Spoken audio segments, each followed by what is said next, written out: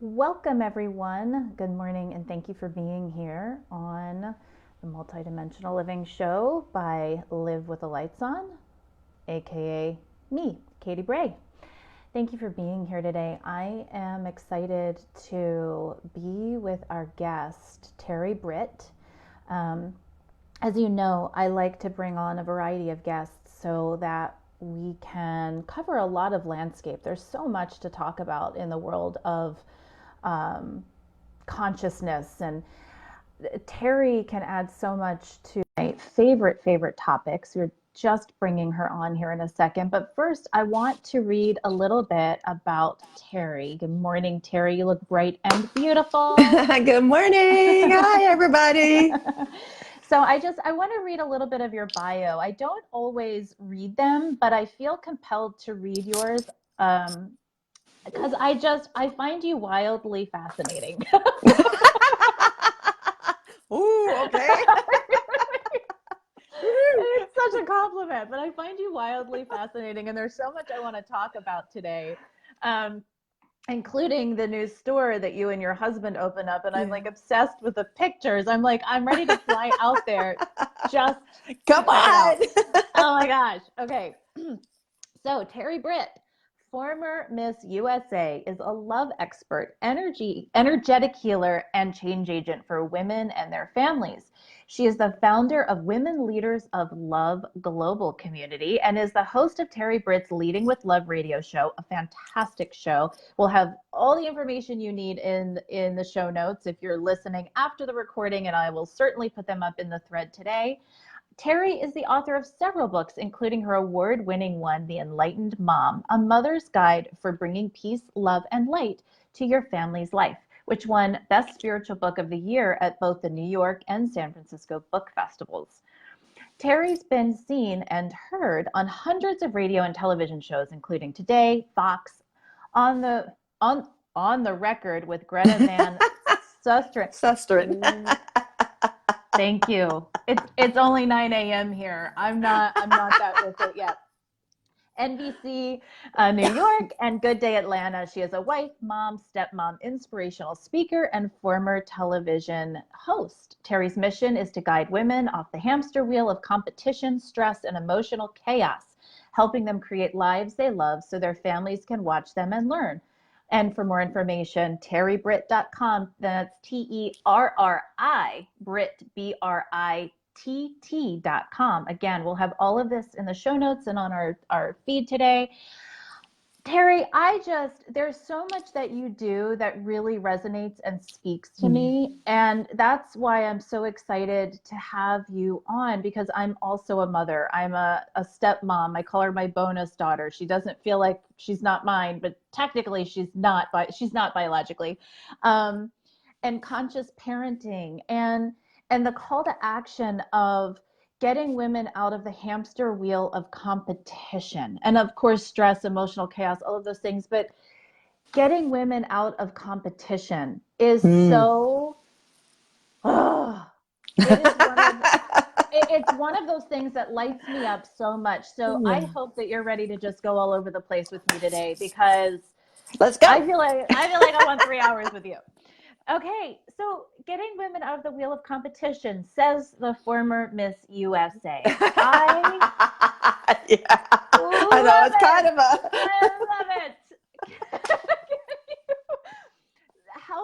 How have those related for you? How, and I want to say this, you are a relationship expert. And I think in all ways, all of this comes back to relationship, right? It all comes back to relationship. But so as former Miss USA, how did you come to this, getting out of the hamster wheel of competition among women? Well, it's so funny because the way I ended up at Miss USA, and thank you for having me, Katy. I mean, we're just I'm laughing going on.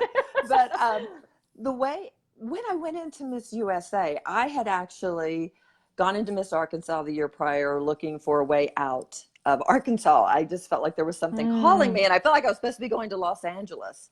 Okay. And I was from a small town in Arkansas. Got in top 5 that year, didn't do anything. And then the next year I was in my second semester of my sophomore year. And let me tell you a little bit about competition for me.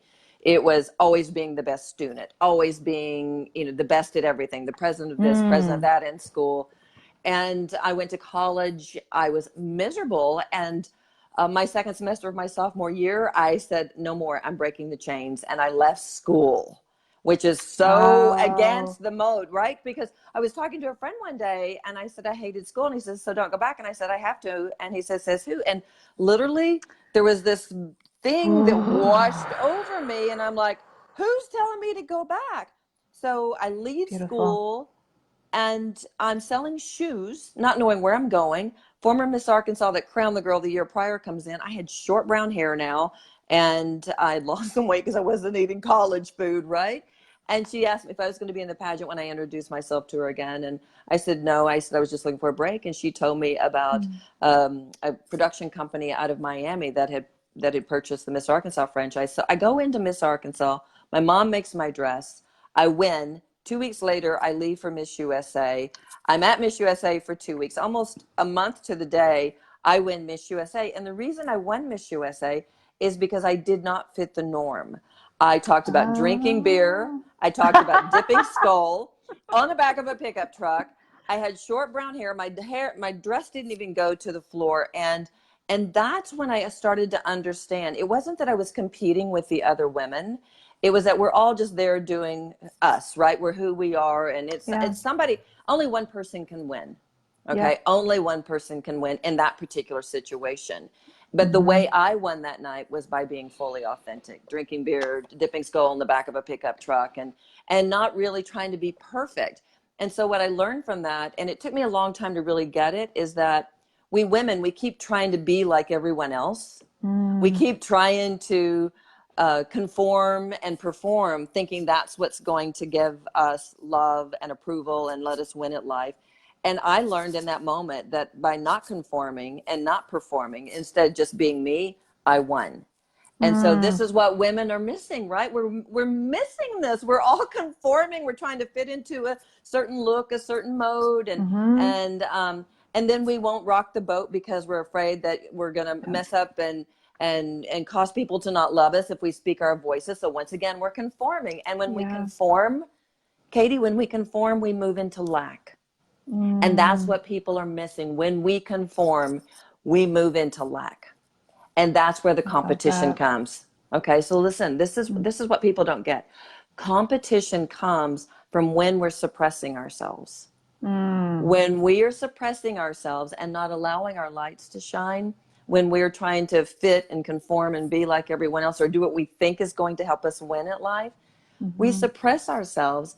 And in that self-suppression is lack, and that's where competition comes from. Does that make sense? I love it. No, it makes perfect sense. And you don't need me to say this, but it's so true. I mean, I know I can look at my own life story and witness that for myself. And I know with some of the women that I work with, I witness that as well. And I think, where it takes me to, particularly with how brilliant you are with conscious relationships, how often, at least in my history, I joke that I have like a PhD in failed relationships. I mean, fortunately, it all led me to where I am now in like the most magical and profound relationship I could have never even dreamt of for myself.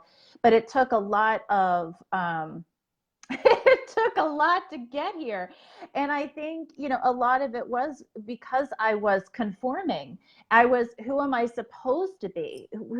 And all the while, abandoning myself over and over and over again and wondering why I'm choosing people that frankly didn't even really resonate with me, but I was like forcing because, but I'm supposed to be this. And it wasn't until I really settled into, wait a minute, I feel like this is actually who I am, that my point of attraction was someone who was like, well, I kind of like that. And it's like, really?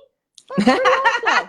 And now it's like, I'm just myself every day. And it's freeing, awesome. And it's amazing. Yay. But it is amazing how that enters into so many of our primary relationships as well. I mean, I know that you have an amazing relationship. I do. How much of this did you have to work through in your current relationship? Because I know that you have been together for a while. Well, we've been together, it'll be married 11 years this summer. We were both married previously to people who died. So we were Mm, both widows, and I was married for 17 years, and my husband was married for 17 years. Now, for me in that marriage with my late husband, Steve, that's where I really started to understand relationship, and I felt competitive with his son. He had a little boy, and because mm, I had so much lack inside of me, even as a former Miss USA, I mm-hmm. felt so suppressed and like you said, always performing and conforming as to what I thought a good wife and mom was, that I Yep. walked around angry all of the Mm, time. And it was through deciding that I was going to break the cycle, that I wasn't going to be that for my kids because I had seen it through generations in my family, that I said no more, and I started looking at me and how do I love myself. mm. So with that decision, I committed to unconditional love, and said no more, no more, no more performing, no more conforming, no more suppression, nothing. And of course, you don't even realize where you're suppressing yourself or you're Isn't it conforming or amazing? performing until the feelings come up, right? Until those Yeah. negative feelings. And my red flag was always anger. It was always Mm. anger, sadness, those feelings of lack. So I just started embracing those feelings and letting them teach me where I was not loving myself. And what was so cool about it is that the walls came down between my hubby and me, because I used to blame him for everything that was wrong in our lives and how all my unhappiness, Yeah. I blamed him, right? I don't know if you can relate to that, No. but Yeah, oh, for sure. In the past, and here's what's funny. I would deceive myself because I was always so invested and committed to my conscious path that I would be so willing to look at so many things, but I had these gaping blind spots, and it was still his fault. And it was like, and I got to the place where it was like, well, how can I be? It's like you can't be a victim and say you're co-creating your reality simultaneously, right? I see a lot of that. It's a similar kind of thing where like something is amiss. You might want to just slow I think I'm a down there, master at that. cowgirl. I think I'm a master at that. I think I'm a master at being the victim and the co-creator. I Oh really do. I God, that think I was can do my that really well. battle cry. And that's the thing, you talk about anger being your red flag. Mine was always being the martyr. Like I could have had an Mm. axe in my head. I'm like, I'm good. I'm good. It's just a little cut. I'm fine. I can still make dinner, still help with homework. I can still do whatever you need me to do. I just need a nap. I'll sleep this off. I That's mean, so so funny. so when I go there, it's like, whoa, back off. And for me, it's like take everything into slow motion. Because at that point, it's like I know that I've hypnotized myself into my old stuff.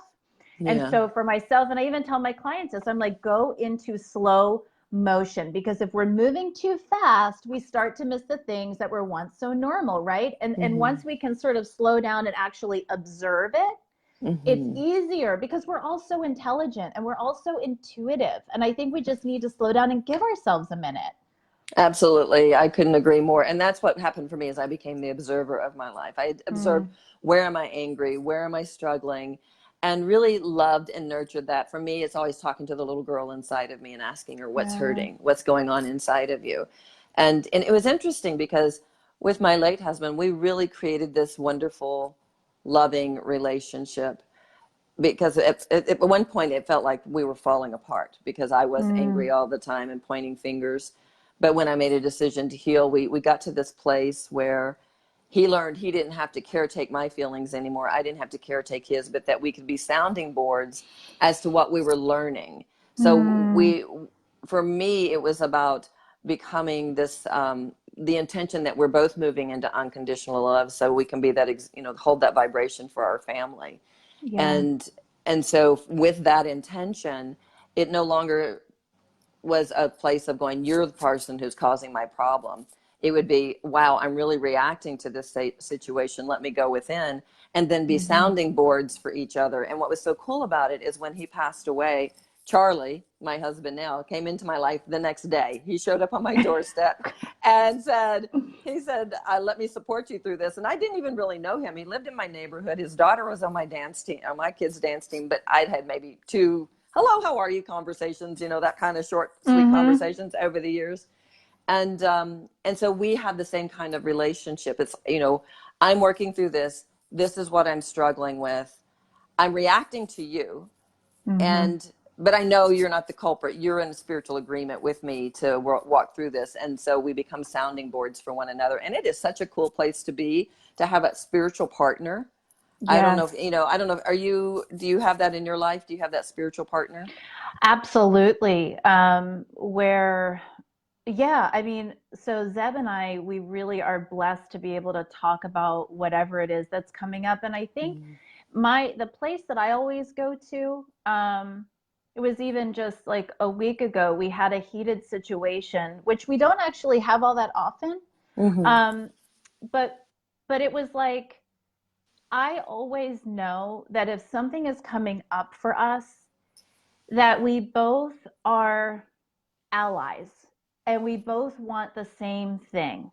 We want to Mm-hmm. be together and cohesive and loving, and that we would never intentionally ever do something that was out of alignment with that. So I go to giving him the benefit of the doubt Mm-hmm. if we're not aligning on something, to go, I know that he is coming from a place of love. I am 1,000% certain. I know that we can meet there.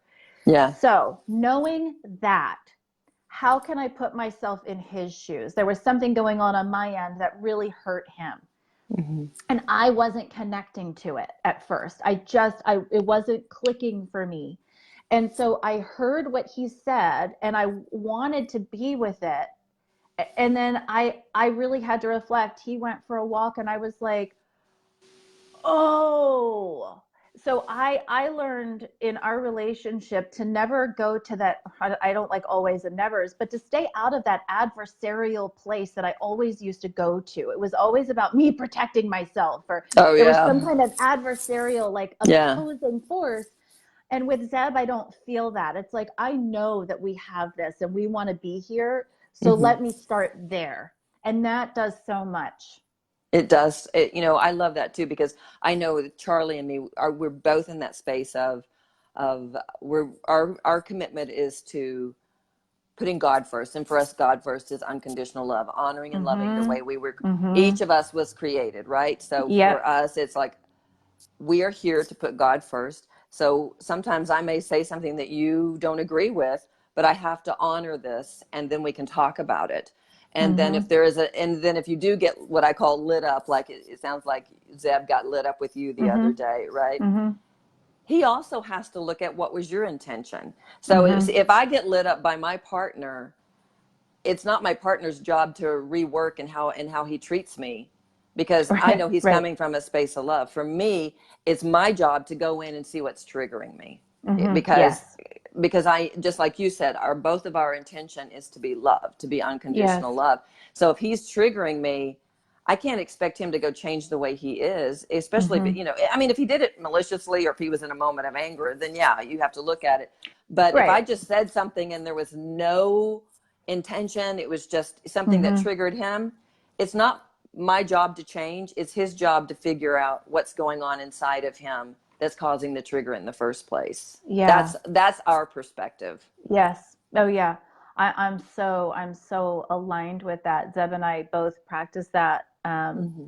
And I think for me it was years of not practicing that, wanting to, but again, I feel like my mate selection, and this isn't to slam any of my previous partners, it was just we were misaligned. You know what I mean? It's Yeah, like they're exactly. fine. Nothing to do with them. It's just it wasn't really a fit for me. Mm-hmm. And so fundamentally there was something sort of already busted, at the base. And so it was really easy for me to just turn inward or resort to, you know, basically separating myself all the time. Where Mm-hmm. with Zeb and I find, if we need a minute, of course we take time to ourselves if we need to Sure. reflect and all of that.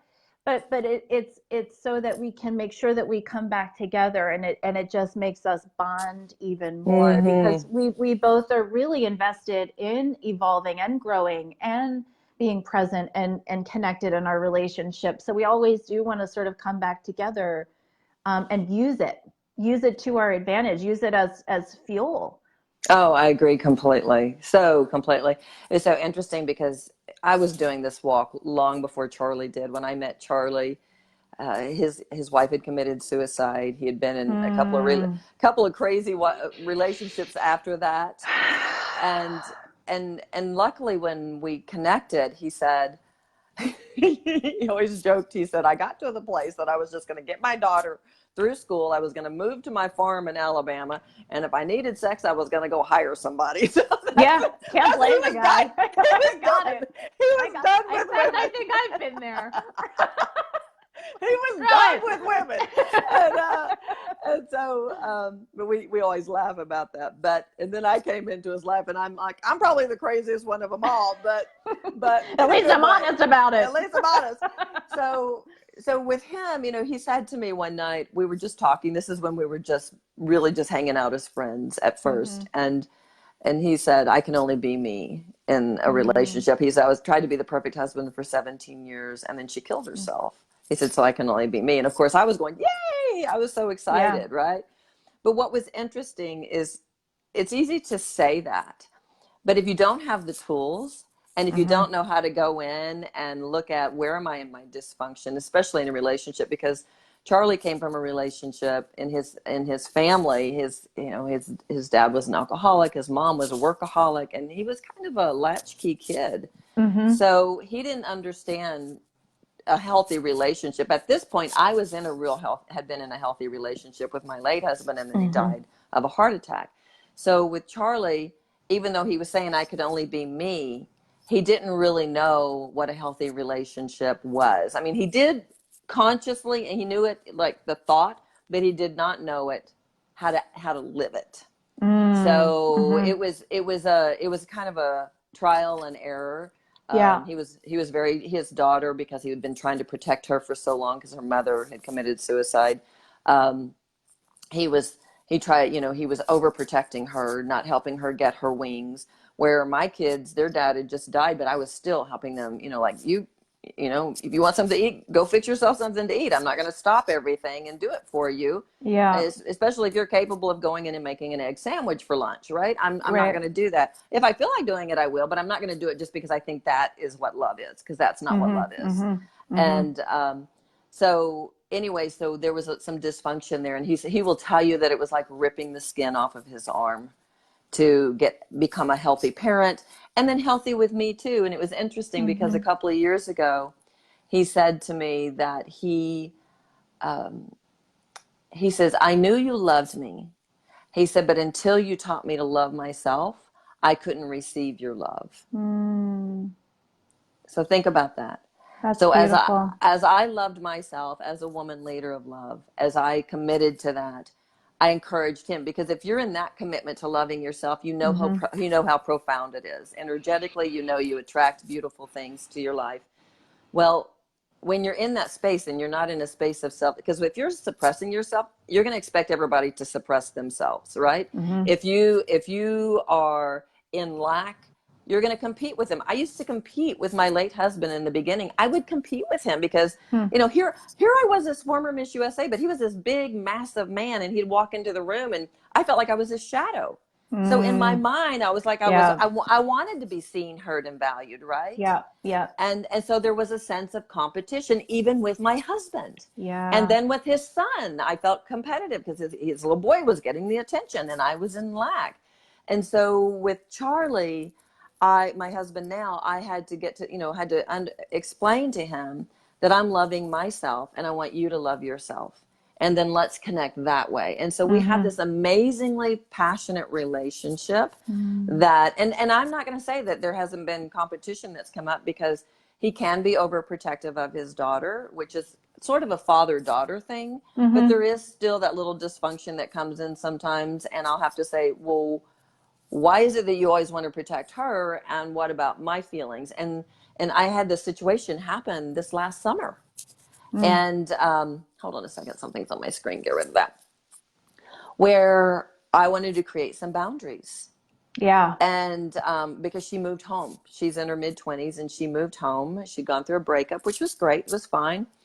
But I wanted to create some strong boundaries. Yeah. And I wanted to go say something to him, I wanted his support on it. And he was so busy, as you said, we're opening up this new coffee house tasting room, that he was like, just take care of it.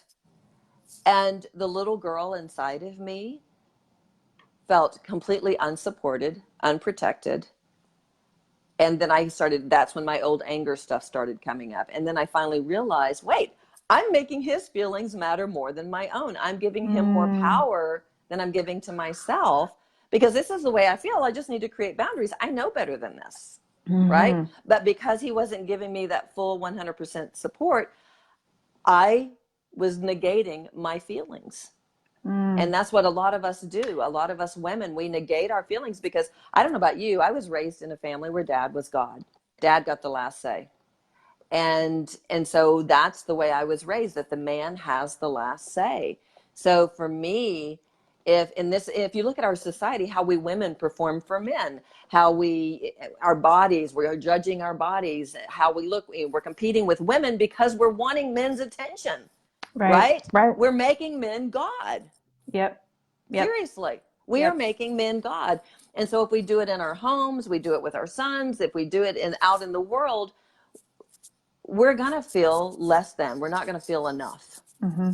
And so for me, I've had to learn to quit making the men in my life God, and for me to own the goddess inside of me, for me to be the divine mother to myself, to be that authority, as I've been saying lately, to put my crown back on, right? Yes. And you know what's interesting? Because Katy, somebody said something to me recently about, and it might have been on my radio show, about being a queen or whatever. And I said, you know what? Even though I was a former Miss USA, I never owned that crown. Oh, wow. I never owned it. And if I'm really honest, it's probably not until now that I'm owning my crown, my inner crown, which all women are being invited to do. Yeah. Because until we own it within ourselves and we put our crown on and we take our power back and we treat ourselves as if we matter, our feelings, our thoughts, our emotions, we be kind and gentle to ourselves, we are giving that crown to other people. We're giving it to our partners. Yeah. And as long as you do that, you're never going to feel equal, and you're never going to feel seen, valued, and heard. And that's why it's so important for us to take that power back. And that's what I did. And then it ended up being a gift, like to Charlie and to my late husband. Yeah. Yeah. I mean, for them to be able to say, I mean, my late husband said, I feel better in my skin than I've ever felt. And I said, why? And he said, you forced me to it. I said, how did I force you to it?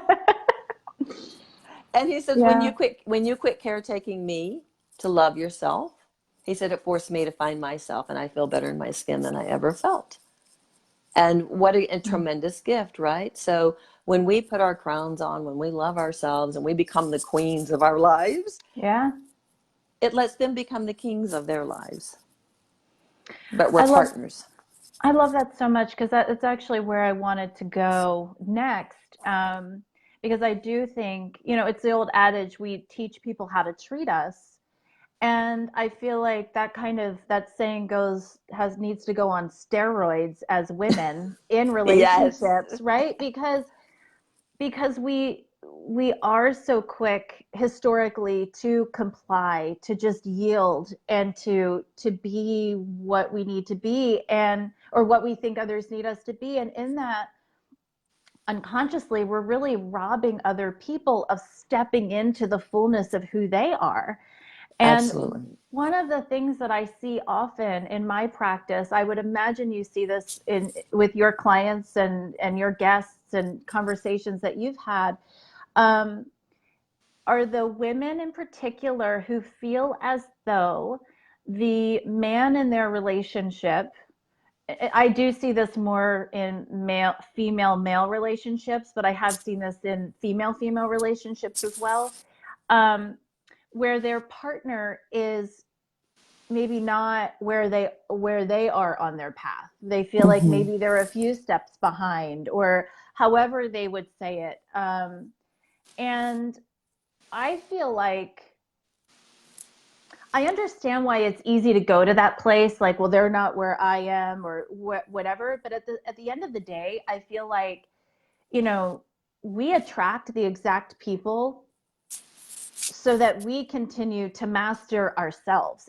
It's never really about the other person.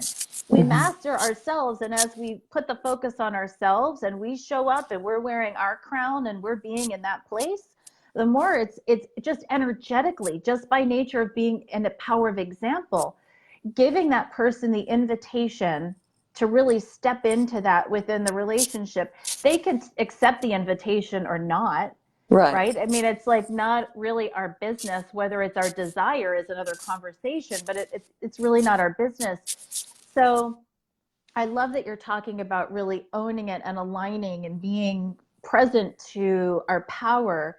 And I'm curious, because you were sort of the one holding the baton when you entered this marriage, how was that for you as he was maybe having a little bit more of a learning curve in conscious relating? How did you navigate that? Well, I had to make a decision with my late husband because I used to get a little bit resentful. Why is it always me who has to be the one who's making the changes? Why is it always me? And then I had a big aha one day, and I said, oh, because this is my gift. This is my purpose. My purpose is to be a pioneer for my family. My purpose is to be a pioneer of change and healing. That was the wow. Okay, I'm good with this. So when I met Charlie had, quite honestly, a lot of old religious beliefs that I had broken away from. And I wasn't even sure that I could be in a relationship with it. But instead of running,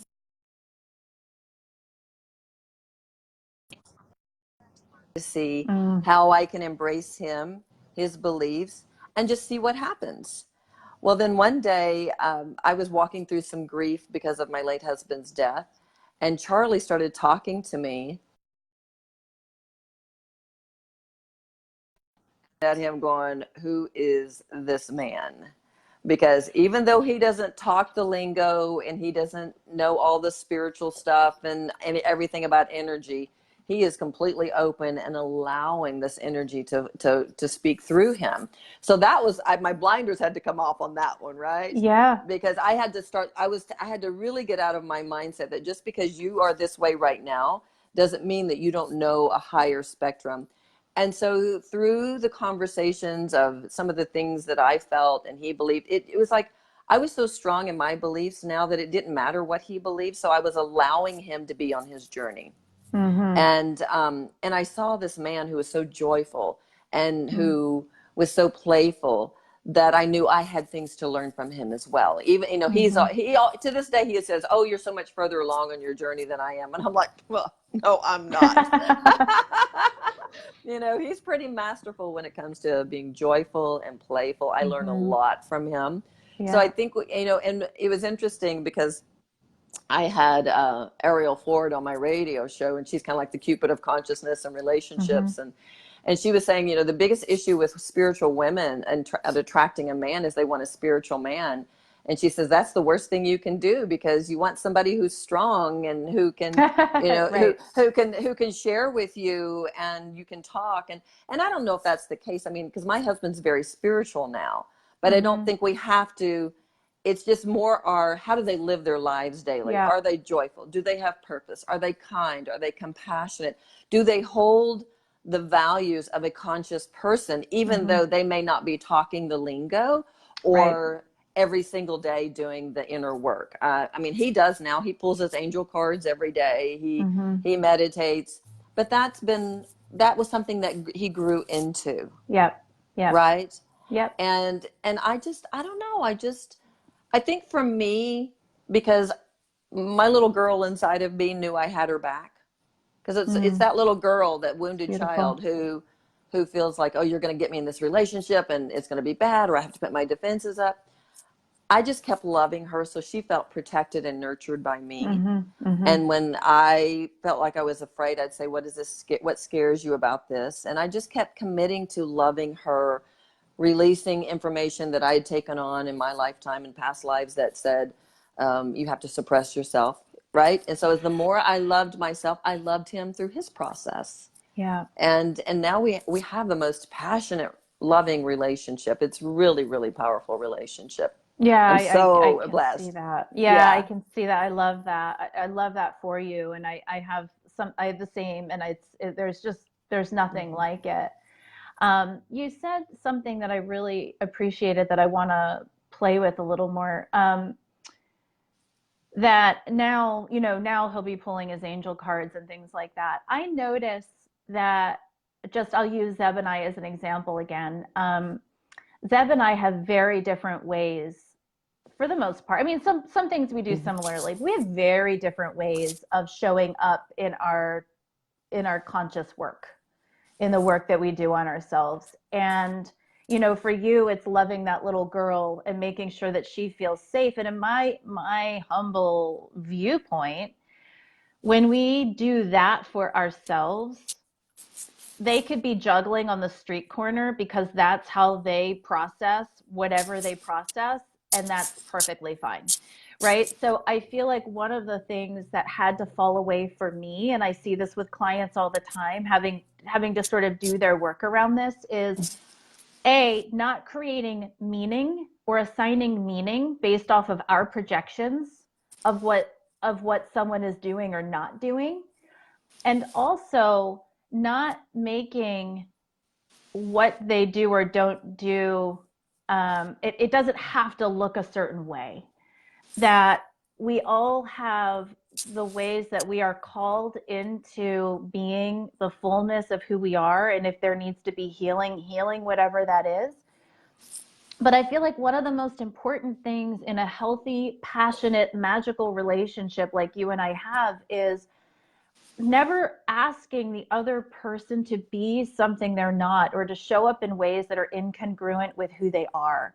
And just creating that space where both people understand that whoever it is that they are that day and however they need to be with that, there's 100% permission. There's not even a question. There's not a judgment, because it's never about the other person. But I feel like all relationships healthy relationships, there has to be that this is my safe place to be fully expressed. And I'm still going to be responsible and accountable. That doesn't mean I'm just going to fly off the handle because that's how I process. This isn't to excuse toxic behavior, but it's to leave space for both people to really have the opportunity to evolve and to use the relationship as the place to do that. I couldn't agree more, Katy. That's exactly where, and that's what I was talking about earlier when I said we are committed to unconditional love. Yes. Because we both know that unless we're in that space, we're going to be judging the other, projecting our lack on to the other person. Right. And so if we're in that negative space, if I'm getting triggered, it's like, okay, wow, thank you for the gift. I literally, I may have my moment of going back to blame and anger. I may have that. It doesn't happen often, but I do have my moments. Sure. And so when I do that, it's like, whoa, thank you for the gift. Thank you for being the spirit that you are. And so for me, everything is a gift. There is, and that gets you out of victim mentality, which is what causes the anger, right? And into empowered mentality. And as soon as I go into a negative reaction, I'm like, thank you, thank you, thank you, thank you. And it's like when you're talking about, it would be so easy for me to say to him, you need to do it this way, right? Because I know this works. Right. But we're each individuals. And so if I'm finding myself wanting to control him, to walk his path a certain way, that's when I need to look at me. That's when I need to say one more time, thank you for the gift. I'm being a control freak here. I need to look at myself. So to me, it's everything. Every relationship, whether it's your partner, whether it's your kids, whether it's your coworkers, your boss, every relationship is an opportunity to go within and have a deeper relationship with yourself, to create that deeper relationship to God, because for me, God is within each of us. And by having that attitude, oh my gosh, I mean, that's how my late husband and I shifted our relationship from the wall between us to having this really loving relationship, to him dying and Charlie showing up on my doorstep the next day. I mean, seriously, the next day. Yeah. I have been working on giving myself permission to have more passion. I've been holding a vision of passion in my life and cleaning up the beliefs around passion. Well, lo and behold, my husband drops dead and Charlie shows up. Well, let me tell you, passion showed up that day. We have this amazing, incredible, passionate relationship. We laugh a lot. We cry together. We don't fight very often, but if we do, it's passionate. I mean, we're, you know, we're getting it all out, but we're very, very on fire about life. People come up to us and say, I want a relationship like yours.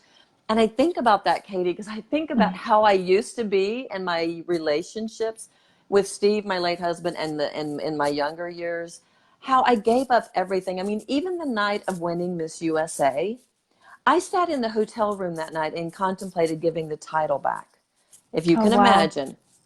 Okay, because me winning, I was going to be shipped to New York, and my boyfriend slash sort of fiance, even though I didn't have a ring on my finger, we were talking marriage, he was going to be left in Arkansas. And what I was taught that love is that you better take care of his feelings more than you take care of your own. And I contemplated giving the title back. I mean, talk about dysfunction. Right? I mean, thank God I didn't. And then what was interesting is we ended up, after I got about 3 or 4 months into my year, we ended up breaking up. Well, I ended up dating Wayne Newton.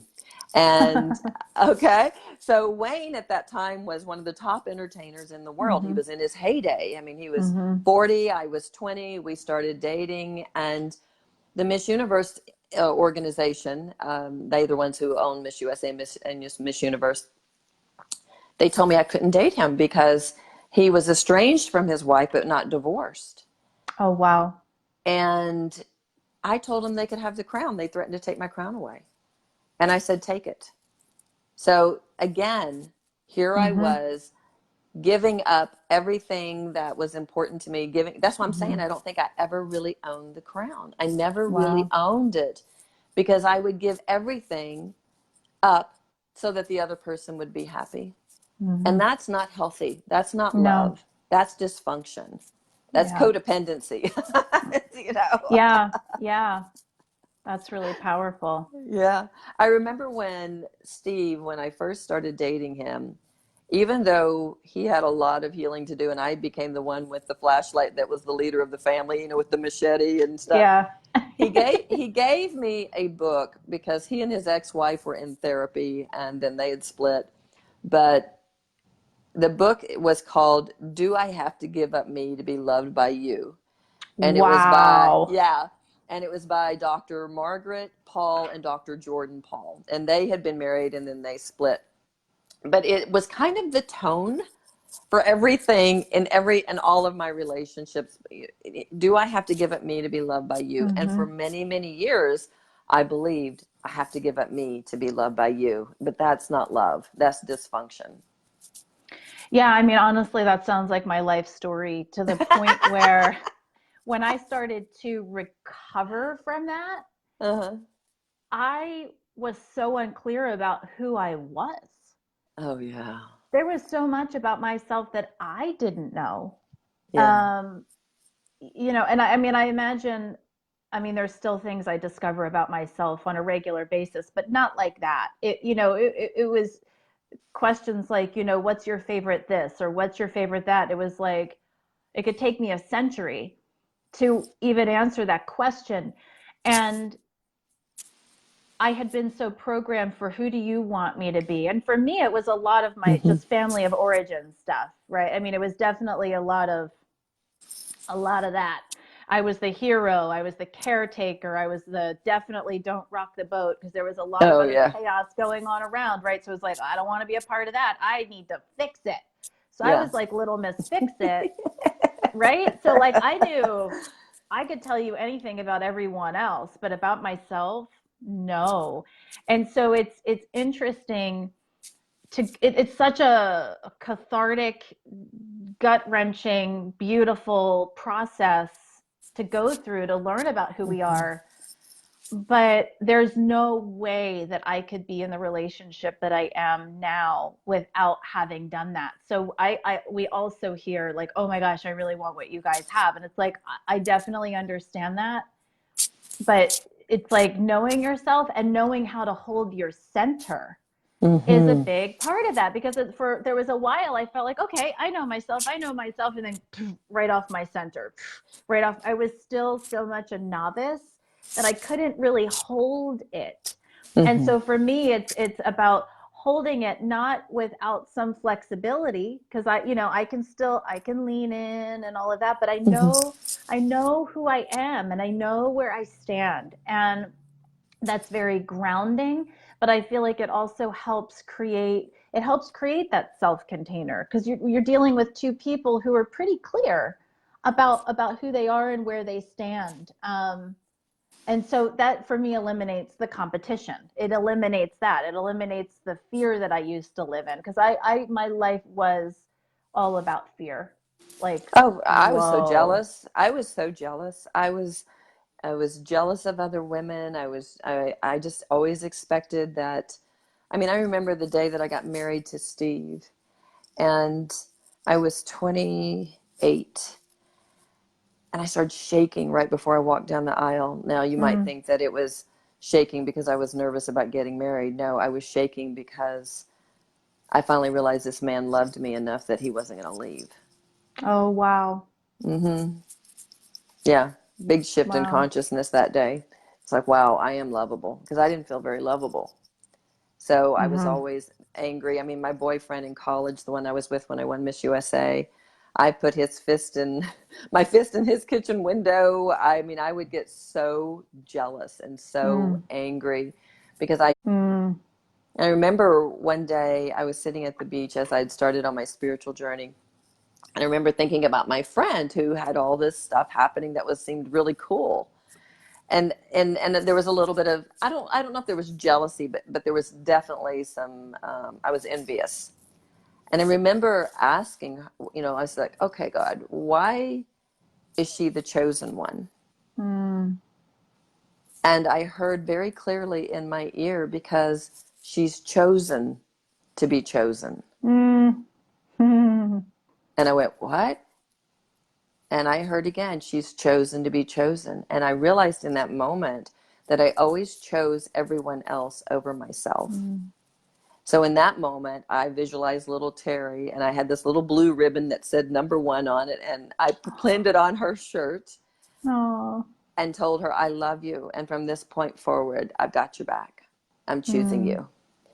That was huge. And now what's so interesting, because I'm an energy worker, and one of the things Mm-hmm. that really took hold for me was understanding that as I did that, not only did I attract loving energy towards me, where I was seeing and hearing and valuing that little girl, I started feeling more valued and heard in my Yeah. relationship with my husband. It was Mm-hmm. the relationship shifted to become a mirror to my relationship with this little girl inside of me. Mm-hmm. So that was really profound. And then what's been so cool, like with Charlie and me, to walk this path together with the intention of unconditional love. Because one of the things that I've seen, I teach about worthiness. And so when you love yourself unconditionally, when you commit to that, you raise your worthiness. Because Mm-hmm. if you're always separating from who you are, if you're always performing and conforming, you disconnect from who you are and the way you were created. And that disconnect is lack. You're coming from a low vibration, so you're going to attract things to you that feel like punishment. So you have a low worthiness quotient. But as Mm-hmm. soon as you commit to unconditional love and start crossing the divide of lack, you move into a high worthiness quotient, because you're saying, I love me, I'm taking a stand for me, and so your vibration shifts upwards, and that's a Mm-hmm. high worthiness quotient. Well, what's cool is to see that in your relationship. Okay, Yes. so Charlie and I have that. But for instance, you were talking about earlier about our new place. Well, we bought a coffee company up here in the mountains of Georgia 6 years ago that had already existed, and it was just a small company. And Charlie he was working himself to death, and just really being in a low worthiness quotient with Mm. his work, and what we call poverty consciousness. So a couple of years ago, I had him listen, and he had been making some strides to love himself and really thinking about prosperity consciousness versus poverty consciousness. And so he says, wow, I realize I'm in poverty consciousness. He says, I don't want to go out after wholesale business anymore. I want to really just love myself and be in prosperity consciousness and just stop this, because it's not ringing true for me. Mm. So he stopped. Okay. Wow. He just stopped. All of a sudden, wholesale business started flooding in. I mean, our internet business took off. Well, then about 2 months later, I guess it was, he's driving down the road, and his heart has always wanted to have a destination place. But the original building that we have, that we still have, it's called Jump and Go Coffee. It's a little bitty building. It's a historical building. Nothing can be done to it. We can't add on or anything. And he's always wanted people to have this experience. So he's driving down the road one day, and he sees this for sale sign on a piece of land, 7.5 acres, looking straight up at this beautiful mountain here in our community called Mount Yona. And he's like, that's interesting. So he finally calls the realtor, and he goes over there, and Charlie set very strong parameters as to what he was willing to do in a business deal, because he knew what we could and couldn't do. Everything we wanted, we got. And so the place you're talking about is what we just opened, which is a destination place. It's a coffee house and a tasting room for wines and meads and beer and stuff like that. And his dream, I mean, we literally just opened it about a week ago. What, a week ago? Yeah. A week ago. Yeah. It was like, ah! And, but what's so cool about it is that he feels safe with me to say, I can go after my dreams. You know, he's gotten strong in himself, but he also knows that I'm going to love him unconditionally. Building a coffee house was never my dream. This is my dream, doing the kind of stuff we're doing, right? But it's his dream.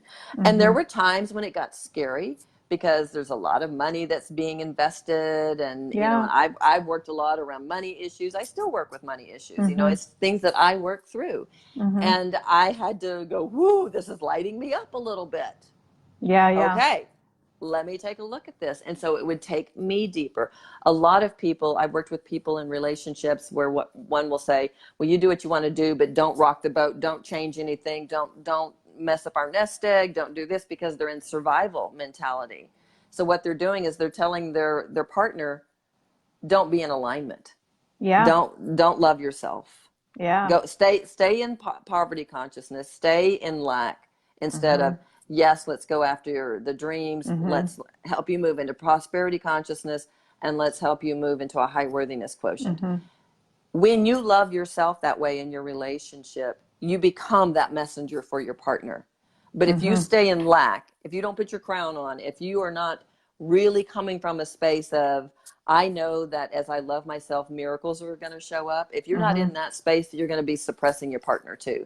Or you may want the best for them, but you're going to be in extreme fear. You won't know how. You won't know how. So what's cool about this is that Charlie and I can both hold the space for each other to go after their dreams. And, you know, and this is another part of it. In the past, you know, he's created this company, and I've helped him. I mean, I've been involved a lot with the new place, but I also know it's not that I'm going to be there every day. Right. I go down on the weekends because it's fun to connect with people. It's fun to work in there, but I'm not going to work during the week. And so it would be really, in the past, I would have just let my work go. And I would have been down there 24/7, because this is what we need to do to stay in prosperity. No, that would be poverty consciousness, because it's not ringing true for me. So we have that understanding, and it's really cool to have that and to be committed to it. So that's been wonderful, especially, you know, helping the dreams come true. I love that. And again, we're starting to wrap up here. That's a beautiful way of starting to close, because it's another thing I relate to, where, you know, Zeb and we're both entrepreneurs. We have a company together. We have some work that we do on our own, and there are things that Zeb really wants to do. This is what I do, similar to you. Like I do retreats. I work with people. I write. You know, like that's forever and eternity in some form or fashion. I know that's my jam. That's just how I'm made, right?